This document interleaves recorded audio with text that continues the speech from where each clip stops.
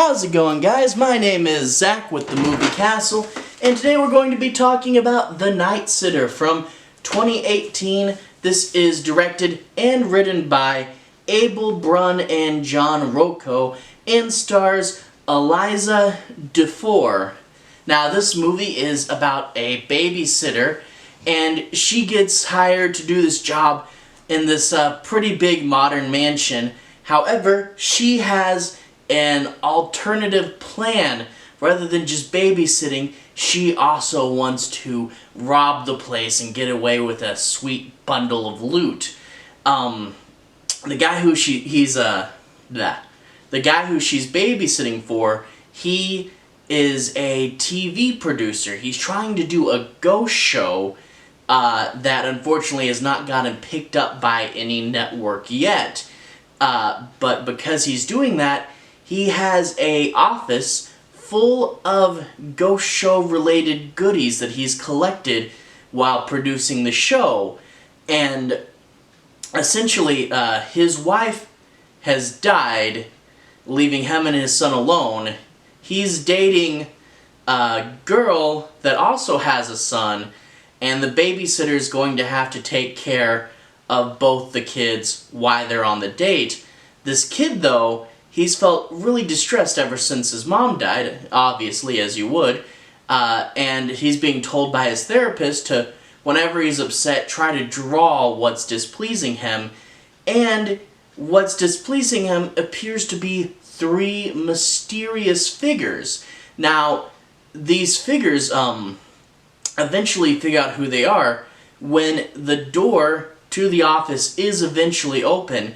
The characters find the Book of the Three Mothers. Now, this is mentioned on the back. I saw this at Walmart. There's lots of Walmart direct-to-video stuff. Maybe it appeared in films, festivals beforehand, but a lot of stuff that go direct-to-video at Walmart, and they can be kind of hit or miss. There are some really good stuff. I recently reviewed Color Out of Space, which is a pretty cool movie. There's also lots of bland and forgettable ones, which really makes direct-to-video kind of a gamble, but I do like to see what's coming out that isn't, super mainstream. And when I flipped this over and I read Three Mothers, that got me to pick it up pretty quickly. You see, the Three Mothers weren't invented for this movie. They were created by Italian director Dario Argento in his Three Mothers trilogy, Suspiria, Inferno, and Mother of Tears. These were a coven of witches, and they each had their own haunted houses that the people would wind up going to. And in each film, the main characters had to defeat one of the witches. Now, when I heard that the Three Mothers were going to be in another film, I was like, I gotta check this out. I'm a huge fan of the series.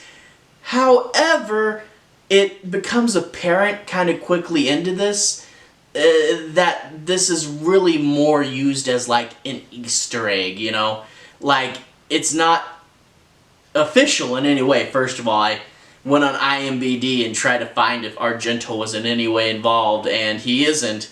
This is more an Easter egg. It doesn't fit in with the continuity. They don't act or look the same. I mean, this is 2018. Mother of Tears was the last one, so all the witches should have been defeated by then. So if you're a Three Mothers Dario Argento fan,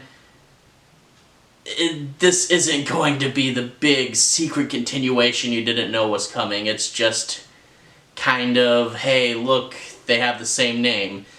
So don't expect too much out of it in that way. Yeah, I think it is more meant to be used as an Easter egg. You get a few other Easter eggs. IMDb's trivia actually doesn't have anything right now, but I did spot a few things. In addition to the Three Mothers name, it also tries to use some of the extreme lighting Argento would use. And you also got like the dad in this movie. His last name is Hooper, like Tobe Hooper, director of Chainsaw Massacre, and the dog's name was like Finney, I believe, which would probably be a reference to the guy who wrote Invasion of the Body Snatchers. So there is some Easter eggs and some good callbacks to horror. You can tell the people that did this movie really liked horror, and outside of that, you know, the three mothers aren't really the three mothers. For the first third of this movie, I was really enjoying it. It was really going along. It had this good sense of humor about it. It was a fun, kind of humorous movie. The babysitter was there and had to put up with the kids, and it was good and it was fun. The dad was, you know, really, you know, had this cool, cheesy performance about him, and I really liked it. The problem was when it tried to pull things together and get into its main plot. The biggest issue with this film is a massive tonal clash that happens throughout it. You see, the first half started relatively lightly. You know, nothing too serious. It was still a horror movie. But then, randomly in the second half, this movie has a few scenes that are really dark. And I mean, this is rated R, or, well, not rated, but rated R. And like, you know, I guess you should suspect that. It's just these random bits where it gets super dark clash with the tone of the movie. And if it had been a dark movie, I mean, I like dark and crazy stuff, you know, like Reanimator and stuff, but that wasn't the established tone, and it feels so out of place, and they don't stick to it. It's just random moments where the film gets way too dark, and you're like, whoa, that was dark and clashing, and then it doesn't stay that way. And then the humor that was in the beginning kind of gets lost. It doesn't stay super funny all the way throughout. So you lose the humor in exchange for horror, which it's not super scary, and instead just gets randomly dark at a few times and doesn't stay that way. So it's like, instead of being a cool tone switch, it just pops up and doesn't fit. And the movie, yeah, it kind of gets scattered. Characters run off in different ways. There's no clear focus.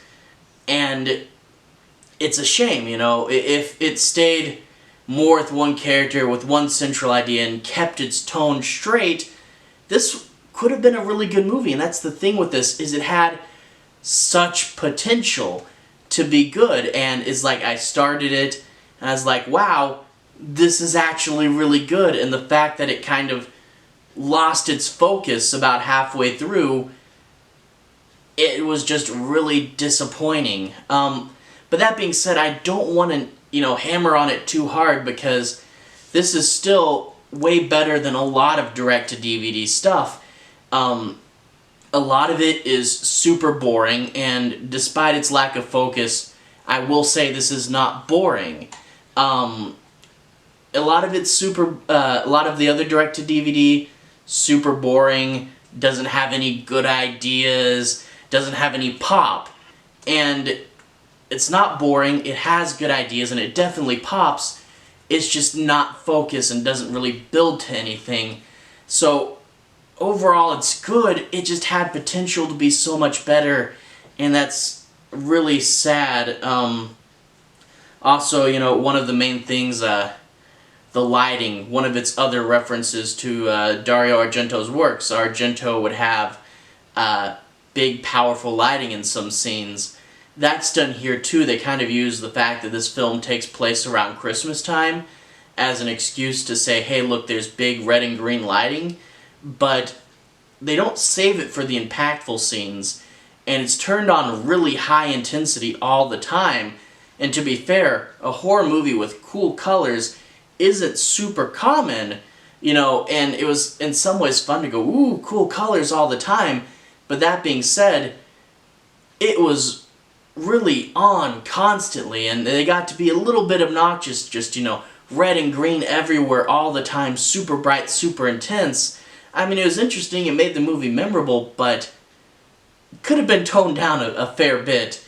But anyway, like I want to say, this movie, it's got some good humor and some good ideas. It's just a real shame it came unraveled.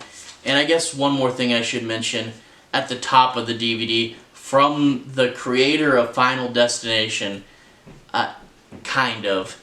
One of the producers of this movie was the writer of Final Destination, but not really like the same team back together again, so I should address that.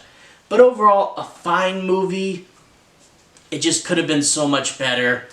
A good first act, but it didn't stay perfect. Overall, it's okay. At the moment, it's streaming on Prime, but things come and go from there so quick. If you see it streaming somewhere, go ahead and watch it. Not the best thing ever, but cool enough. Anyway, I'll see you guys again next time.